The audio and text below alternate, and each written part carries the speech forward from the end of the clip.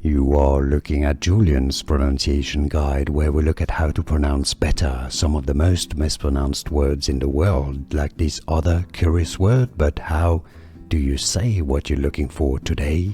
Let's learn how to pronounce these names. In fact, the name of the substance, the molecule, let's call it, is pronounced as ferrous sulfate. This is actually a iron sulfate, but you can call it ferrous. That's the adjective.